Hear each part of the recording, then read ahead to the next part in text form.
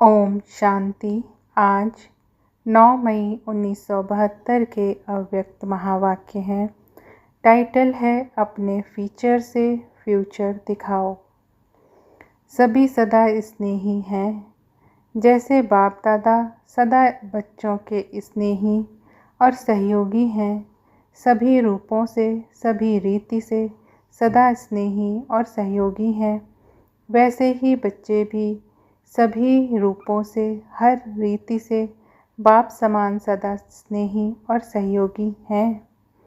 सदा सहयोगी व सदा स्नेही उसको कहते हैं जिसका एक सेकंड भी बाप के साथ स्नेह ना टूटे, व एक सेकंड, एक संकल्प भी सिवाय बाप के सहयोगी बनने के ना जाए। तो ऐसे अपने को सदा स्नेही और सहयोगी समझते हो व अनुभव करते हो। बाप दादा के स्नेह का सबूत व प्रत्यक्ष प्रमाण दिखाई देता है। तो बच्चे भी जो बाप समान हैं, उन्हों के भी स्नेह और सहयोग का सबूत व प्रत्यक्ष प्रमाण दिखाई दे रहा है। स्नेही आत्मा का स्नेह कभी छिप नहीं सकता।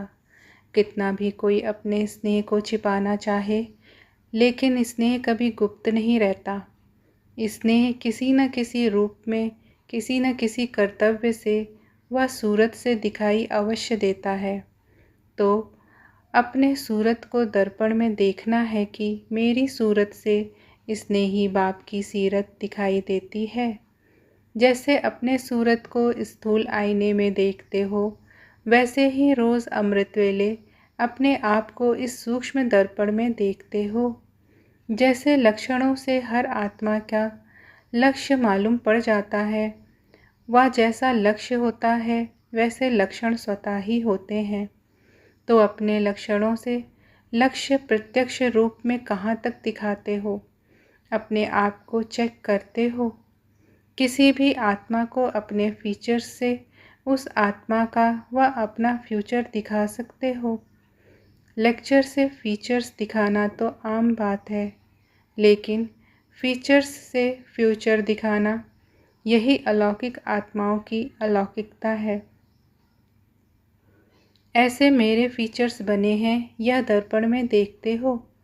जैसे स्थूल सूरत है, श्रृंगार से अगर सूरत में कोई दिखे तो पहले विशेष अटेंशन बिंदी के ऊपर जाएगा। वैसे जो बिंदी स्वरूप में स्थित रहते हैं, अर्थात अपने को इन धारणाओं के श्रृंगार से सजाते हैं, ऐसे श्रृंगारी हुई मूर्त के तरफ देखते हुए सभी का ध्यान किस तरफ जाएगा? मस्तक में आत्मा, बिंदी तरफ। ऐसे ही कोई भी आत्मा आप लोगों के सम्मुख जब आती है तो उन्हों का ध्यान आपके अविनाशी तिलक की तरफ आकर्षित हो। वह भी तब होगा जब स्वयं सदा तिलकधारी हैं। अगर स्वयं ही तिलकधारी नहीं तो दूसरों को आपका अविनाशी तिलक दिखाई नहीं दे सकता। जैसे बाप का बच्चों प्रति इतना स्नेह है, वह प्रीत बुद्धि बने हैं, ऐसे प्रीत की रीत निभाने वालों से इतनी प्रीत की रीत निभाई है जो अन्य सभी आत्माओं को अल्पकाल का सुख प्राप्त होता है, लेकिन प्रीत की रीत निभाने वाली आत्माओं को सारे विश्व के सर्व सुखों की प्राप्ति सदा काल के लिए होती है। सभी को मुक्ति धाम में बिठाकर प्रीत की रीत निभाने वाले बच्चों को विश्व का राज्य भाग्य प्राप्त कराते हैं। ऐसे स्नेही बच्चों के सिवाय और कोई से भी सर्व संबंधों से सर्व प्राप्ति का पाठ नहीं।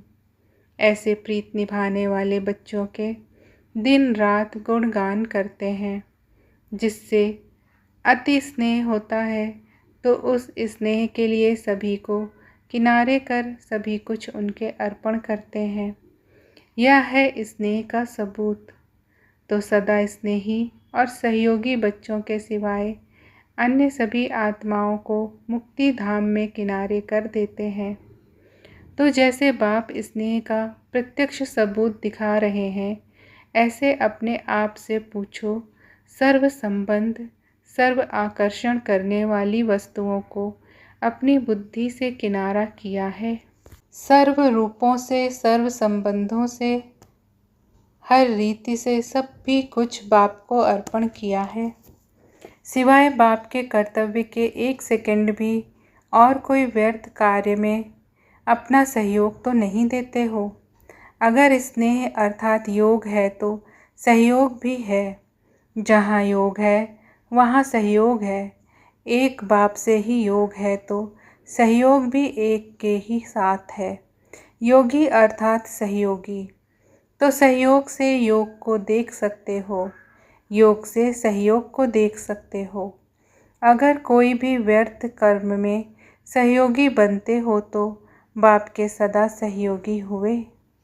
जो पहला पहला वायदा किया हुआ है उसको सदा स्मृति में रखते हुए हर कर्म करते हो कि कहाँ कहाँ भक्तों मुआफिक आप बच्चे भी बाप से ठगी तो नहीं करते हो।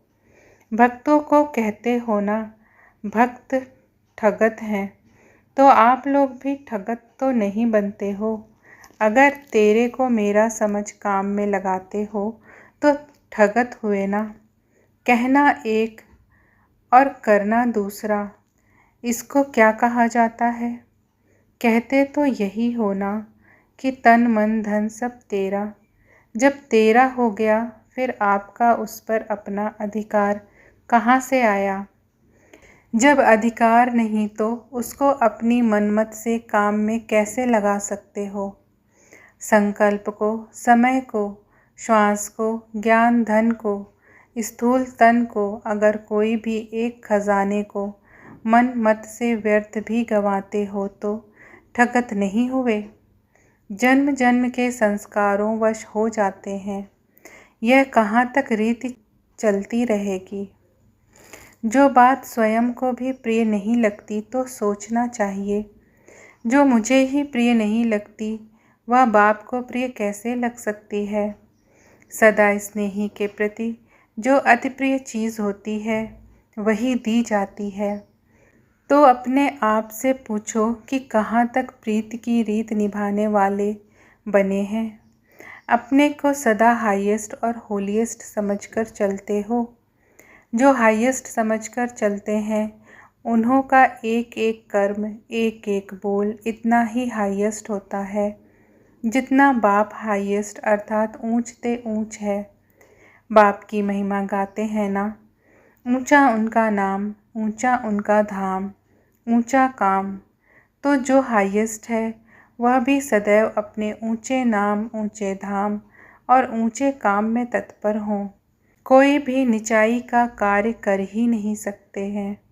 जैसे महान आत्मा जो बनते हैं वह कभी भी किसी के आगे झुकते नहीं हैं। उनके आगे सभी झुकते हैं, तब उसको महान आत्मा कहा जाता है।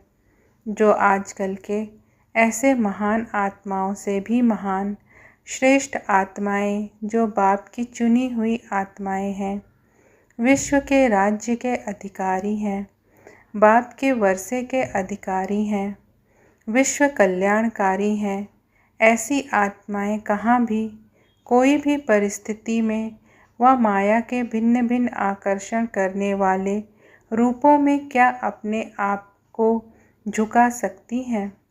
आजकल के कहलाने वाले महात्माओं ने तो आप महान आत्माओं की कॉपी की है। तो ऐसी श्रेष्ठ आत्माएं कहाँ भी किसी रीति झुक नहीं सकती। वे झुकाने वाले हैं, ना कि झुकने वाले। कैसा भी माया का फोर्स हो लेकिन झुक नहीं सकते। ऐसे माया को सदा झुकाने वाले बने हो कि कहाँ कहाँ झुक करके भी देखते हो। जब अभी से ही सदा झुकाने की स्थिति में स्थित रहेंगे, ऐसे श्रेष्ठ संस्कार अपने में भरेंगे, तब तो ऐसे हाईएस्ट पद को प्राप्त करेंगे। जो सतयुग में प्रजा स्वमान से झुकेगी और द्वापर में भिखारी हो झुकेंगे। आप लोगों के यादगारों के आगे भक्त भी झुकते रहते हैं ना। अगर यहाँ अभी माया के आगे झुकने के संस्कार समाप्त ना किए, थोड़े भी झुकने के संस्कार रह गए, तो फिर झुकने वाले झुकते रहेंगे और झुकाने वालों के आगे सदैव झुकते रहेंगे। लक्ष्य क्या रखा है? झुकने का व झुकाने का। जो अपनी ही रची हुई परिस्थिति के आगे झुक जाते हैं उनको हाईएस्ट कहेंगे।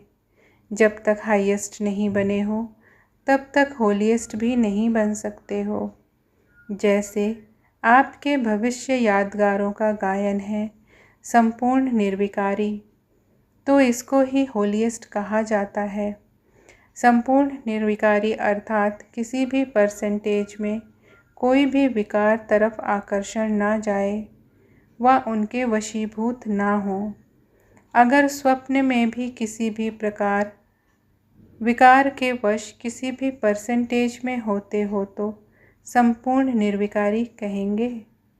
अगर स्वप्न दोष भी है व संकल्प में भी विकार के वशीभूत हैं तो कहेंगे विकारों से परे नहीं हुए हैं। ऐसे संपूर्ण पवित्र व निर्विकारी अपने को बना रहे हो व बन गए हो। जिस समय लास्ट बिगुल बजेगा उस समय बनेंगे। अगर कोई बहुत समय से ऐसी स्थिति में स्थित नहीं रहता है तो ऐसी आत्माओं का फिर गायन भी अल्पकाल का ही होता है। ऐसे नहीं समझना कि लास्ट में फास्ट जाकर इसी स्थिति को पा लेंगे, लेकिन नहीं। बहुत समय का जो गायन है उसको भी स्मृति में रखते हुए अपनी स्थिति को होलीएस्ट और हाईएस्ट बनाओ। कोई भी संकल्प व कर्म करते हो तो पहले चेक करो कि जैसा ऊंचा नाम है वैसा ऊंचा काम है। अगर नाम ऊंचा और काम नीचा तो क्या होगा? अपने नाम को बदनाम करते हो। तो ऐसे कोई भी काम नहीं हो या लक्ष्य रखकर ऐसे लक्षण अपने में धारण करो। जैसे दूसरे लोगों को समझाते हो कि अगर ज्ञान के विरुद्ध कोई भी चीज़ स्वीकार करते हो तो ज्ञानी नहीं, अज्ञानी कहलाए जाएंगे।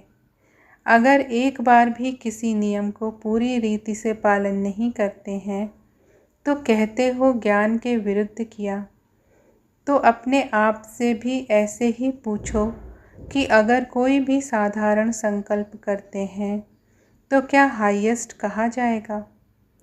तो संकल्प भी साधारण ना हो। जब संकल्प श्रेष्ठ हो जाएंगे तो बोल और कर्म ऑटोमेटिकली श्रेष्ठ हो जाएंगे। ऐसे अपने को होलीएस्ट और हाईएस्ट संपूर्ण निर्विकारी बनाओ। विकार का नाम निशान ना हो। जब नाम निशान ही नहीं तो फिर काम कैसे होगा? जैसे भविष्य में विकार का नाम निशान नहीं होता है, ऐसे ही हाईएस्ट और होलीएस्ट अभी से बनाओ, तब अनेक जन्म चलते रहेंगे। अच्छा, ऐसे ऊंचे नाम और ऊंचे काम करने वालों को नमस्ते। अच्छा, ओम शांति।